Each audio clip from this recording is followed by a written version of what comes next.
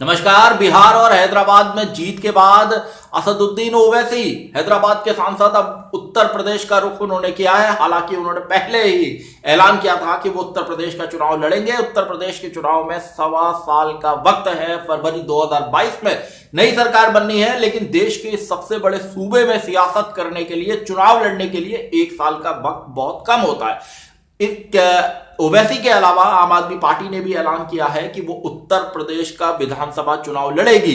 तो उत्तर प्रदेश में जो नए प्लेयर्स आ रहे हैं, ये प्लेयर्स क्या उत्तर प्रदेश की सियासत को किसी तरह प्रभावित करेंगे?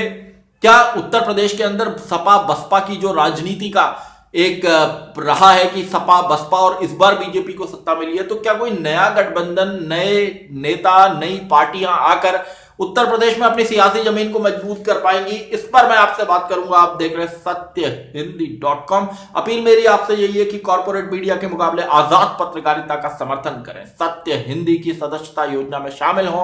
आर्थिक भुगतान का लिंक हमने डिस्क्रिप्शन में दिया। सत्य हिंदी का ऐप भी आ गया है, उसका लिंक डिस्क्रिप्शन में है, आप डाउनलोड कर सकते हैं। बात हो रही है उत्तर प्रदेश की। भारत की सियासत में यह आम कहावत है कि अगर आपको दिल्ली में अपनी धमक चाहिए तो आप उत्तर प्रदेश जीतिए। और उत्तर प्रदेश जीतना कठिन बहुत है। उत्तर प्रदेश की सियासत बहुत कठिन है। 24 करोड़ की तो आबादी है, और इसके जो उत्तर प्रदेश के लोग हैं जो बाहर रहते हैं उनका आप हिसाब ही छोड़ दीजिए, वो भी करोड़ों में है, दुनिया में फैले हुए हैं। तो यहां की जो सियासत है कठिन सियासत है। और सपा बसपा की राजनीति, और आजादी के बाद लंबे वक्त तक जब तक कांग्रेस रही, फिर कांग्रेस का तिलिस्म टूटा और उसके पास मुलायम सिंह यादव और मायावती की राजनीति का दौर आया, और वो भी एक वक्त तक चला। लेकिन 2017 के चुनाव में भारतीय जनता पार्टी को अपनी सरकार बनाने का मौका मिला, और अब 2022 का चुनाव नजदीक है।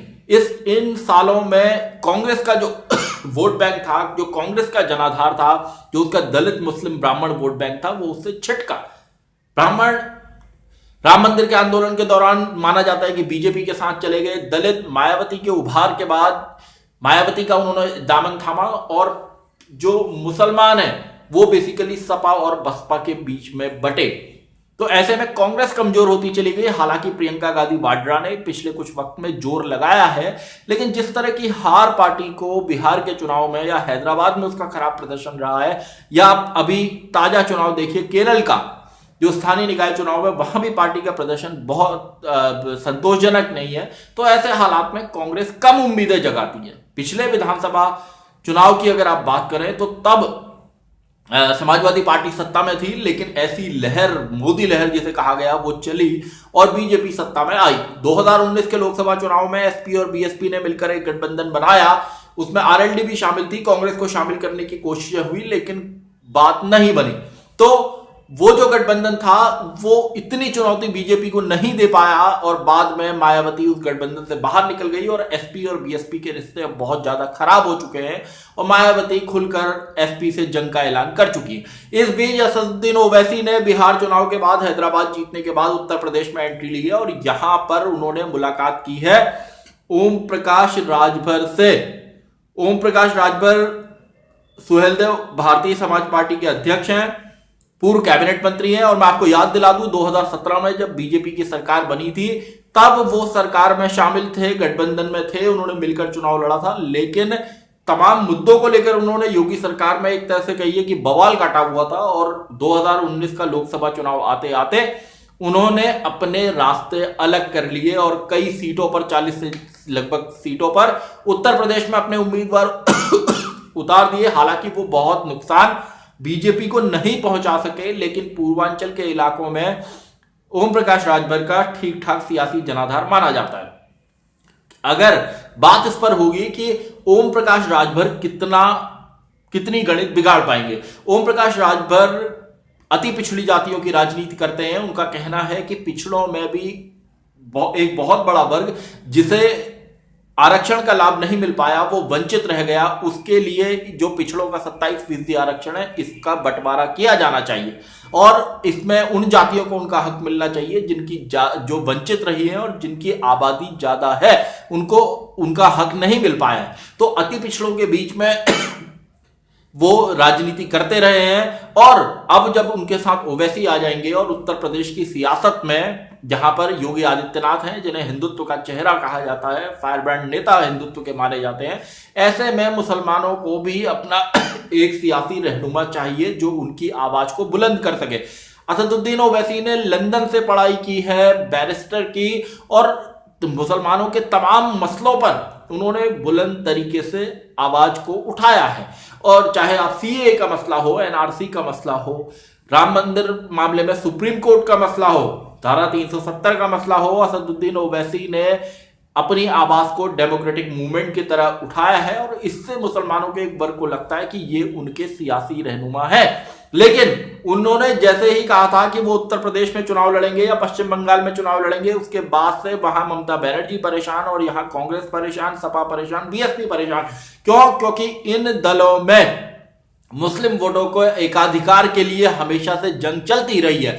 ओवैसी कहते हैं कि वो इस तरह की राजनीति को खत्म करना चाहते हैं जिसमें किसी वोटों पर किसी का एकाधिकार हो। वो कहते हैं कि ये कैसे संभव हो सकता है कि पॉलिटिक्स में किसी वर्ग पर, किसी समुदाय पर कोई दल अपना एकाधिकार कर ले, ठेका उसका उठा ले कि भैया आप हमको ही वोट दोगे, आपका वोट हमको ही मिलेगा। तो वो ये कहते हैं कि ये बात ठीक नहीं है। और वो इसी के साथ मुसलमानों की हालत का भी, जो उनकी जो सियासी हालत है या जो उनके आर्थिक स्थिति है, उसका भी वो जिक्र करते हैं, उनकी एजुकेशन का जिक्र करते हैं। कहते हैं कि मुसलमान बहुत बुरी तरह पिछड़े हुए हैं और वो उन जगहों पर जाकर, तमाम प्रदेशों में जाकर मुसलमानों की, दलितों की आवाज उठाएंगे। तो मुस्लिम दलित की एक उनके पास इक्वेशन है। और ओम प्रकाश राजभर जो एक भागीदारी संकल्प मोर्चा के काम में लगे हुए हैं, बहुत वक्त से लगे हुए हैं। और इस भागीदारी संकल्प मोर्चा में उन्होंने अपने साथ बाबू सिंह कुशवाहा की पार्टी हो, उत्तर प्रदेश में दलितों की आवाज बनकर उभर रहे चंद्रशेखर रावण की आजाद समाज पार्टी हो या असदुद्दीन ओवैसी हो, उनको साथ लिया है। और आने वाले दिनों में कहा जा रहा है कि उनकी कोशिश आम आदमी पार्टी को भी लाने की है और समाजवादी पार्टी के पूर्व नेता शिवपाल सिंह यादव को भी लाने की है। तो शिवपाल सिंह यादव का भी कंफर्म नहीं है कि वो फिर से अपने भतीजे अखिलेश यादव के साथ जाएंगे या यहां जाएंगे। लेकिन ये जो गठबंधन भागीदारी संकल्प मोर्चा इन्होंने बनाया है, इससे वो कई दलों को जोड़ने का काम कर रहे हैं। तो अगर आम आदमी पार्टी इसमें आ जाती है और शिवपाल यादव भी आ जाते हैं और असदुद्दीन ओवैसी भी हैं, राजभर भी है, चंद्रशेखर रावण भी हैं, बाबू सिंह कुशवाहा भी हैं और एक दो लोग और हैं, कृष्णा पटेल जी इसमें हैं, तो ये लोग उत्तर प्रदेश में एक ऐसा सियासी समीकरण बना सकते हैं जो काफी सीटों को मैनेज कर सकता है, बहुत सारी सीटों पर असर रख सकता है। क्योंकि जैसा मैंने कहा कि राजभर अति पिछड़ों की राजनीति करते हैं, चंद्रशेखर रावण दलितों की आवाज बनकर उभर रहे हैं, ओवैसी मुसलमानों की राजनीति करते हैं, आम आदमी पार्टी अपने विकास के एजेंडे को बताती है। तो ये जो एक कॉम्बिनेशन बन सकता है, ये उत्तर प्रदेश के अंदर सियासी असर पैदा कर सकता है और काफी सीटों पर बीजेपी को चैलेंज कर सकता है, चुनौती दे सकता है। लेकिन दूसरी तरफ भी बात साफ है कि अखिलेश यादव ने साफ ये कहा है कि अब उनकी पार्टी किसी बड़े दल से गठबंधन नहीं करेगी, छोटे दलों के साथ गठबंधन करके चुनाव लड़ेगी।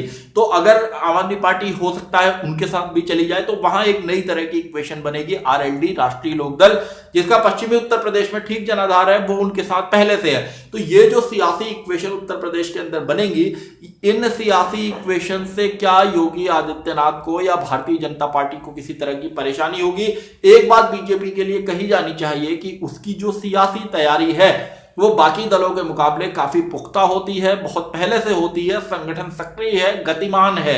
आप देखेंगे कि बीजेपी के लोग लगातार संगठन के काम में, सरकार के काम में लगातार जुटे रहते हैं, जो एक डेमोक्रेटिक राइट है। और बाकी जो कंपैरिजन अगर आप उनका करते हैं तो वैसे लोग सक्रिय नहीं दिखाई देते। तो अभी चाहे ओवैसी हो, राजभर हो, ये लोग उत्तर प्रदेश में आने वाले दिनों में सियासी रैलियां करेंगे, मीटिंग करेंगे और तमाम इनके जो कोर वोट बैंक हैं, अति पिछड़ा है, मुस्लिम है, दलित है, उनको जोड़ने की कोशिश करेंगे। तो देखना होगा कि आने वाले दिनों में उत्तर प्रदेश में विधानसभा चुनाव से पहले कोई बड़ा गठबंधन निकल कर आता है और कैसे उसमें सीटों का बंटवारा होता है और कौन कौन से कोर, कौन कौन से सोसाइटी, कौन कौन सी जातियां उनके साथ जुड़ती हैं। क्योंकि उत्तर प्रदेश में जातियों का खेल सबसे ज्यादा है। वैसे सब जगह है, लेकिन उत्तर प्रदेश में जातीय राजनीति अभी भी होती है। दूसरी ओर बीजेपी के पास अपने मोदी सरकार का काम है, योगी सरकार का काम है, और राम मंदिर उनका एक बहुत बड़ा कार्ड है, जिसमें उन्होंने कहा है कि भाई उन्होंने राम मंदिर का निर्माण उनके मोदी सरकार के प्रयासों से शुरू हुआ है। इसको लगातार बीजेपी के नेता कहते हैं। तो आने वाला जो वक्त है वो उत्तर प्रदेश की सियासत में अहम तो है, लेकिन उससे पहले जो 4-5 राज्यों के विधानसभा चुनाव हैं उनके परिणाम भी उत्तर प्रदेश की सियासत को बहुत हद तक प्रभावित करेंगे, क्योंकि अभी किसानों का आंदोलन चरम पर है और यहां पर पश्चिम बंगाल में बीजेपी ने पूरी ताकत लगाई हुई है। किसानों का आंदोलन अगर उसका कोई सॉल्यूशन नहीं निकलता तो मुश्किल खड़ी होगी बीजेपी के लिए, क्योंकि किसान अड़े हुए हैं कि आपको कृषि कानूनों को वापस लेना होगा। अगर सरकार वापस ले लेती है तो आंदोलन खत्म हो जाएगा, अगर नहीं लेती है तो दोनों तरफ से जो फेस ऑफ है, जो स्टैंड ऑफ है, वो बना रहेगा। तो ऐसे हालात में जो बंगाल का चाहे चुनाव हो, असम का चुनाव हो, या आपके तमिलनाडु का चुनाव हो, केरला का चुनाव हो, इन जगहों पर भी बीजेपी लगातार अपनी पूरी सियासी ताकत झोंक रही है। और इन राज्यों के चुनाव नतीजों से बहुत कुछ हद तक साफ होगा कि वो अपने विजय रथ को, जो उसने अभी बिहार से फिर से शुरू किया और हैदराबाद में उसको अच्छी सफलता मिली, तो उसको आगे बढ़ा पाएगी या नहीं। क्योंकि अगर बंगाल के चुनाव नतीजे उसके पक्ष में नहीं आते हैं, या असम में उसकी सरकार है वहां वो सरकार में फिर से नहीं आ पाती है, तो निश्चित रूप से उसके लिए उत्तर प्रदेश में आने वाले वक्त में मुश्किलें खड़ी होंगी। लेकिन बीजेपी ने जितना जोर बंगाल के अंदर लगा दिया है या आपका असम के अंदर लगा दिया है, तो इससे माना जाना चाहिए कि बंगाल के अंदर एक सियासी फाइट होगी, जबरदस्त सियासी फाइट होगी। और इस सियासी फाइट का जो नतीजा होगा वो तो अप्रैल मई का जो चुनाव है तब मिलेगा, लेकिन उससे पहले एक जोरदार रोमांचक मुकाबला बंगाल की धरती पर होगा, जहां पर तमाम दल, बीजेपी और टीएमसी, लेफ्ट, कांग्रेस आपस में भिड़ेंगे, और वहां के जो सियासी नतीजे होंगे वो उत्तर प्रदेश के लिए बहुत अहम माने जा सकते हैं, कहे जा सकते हैं। क्योंकि अगर बीजेपी बंगाल जीतती है तो वो उत्तर प्रदेश में पूरी ताकत से लड़ेगी, और अगर ममता बनर्जी जीतती हैं तो वो ये मैसेज देंगे कि उन्होंने अपने दम पर बीजेपी को हराने में सफलता हासिल की है। तो इसके भी अलग अलग सियासी मायने उत्तर प्रदेश की सियासत में देखने को मिलेंगे। तो अगर राजभर ओवैसी मिलकर आम आदमी पार्टी और शिवपाल यादव और इन सबको मिलकर एक अच्छा गठबंधन बना लेते हैं, तो उत्तर प्रदेश की सियासत में एक ऐसा विकल्प मिल सकता है जहां पर लोग बीजेपी, कांग्रेस, सपा, बसपा से हटकर भी वोट दे सकते हैं। देखना होगा आने वाले वक्त में किस तरह का सियासी समीकरण उत्तर प्रदेश में बनता है। सत्यहिंदी.com में आज के लिए बस इतना ही। ऐसे ही तमाम मुद्दों पर मेरी आपसे आगे भी बातचीत होती रहेगी। धन्यवाद। सत्य हिंदी का ऐप डाउनलोड करें गूगल प्ले स्टोर पर।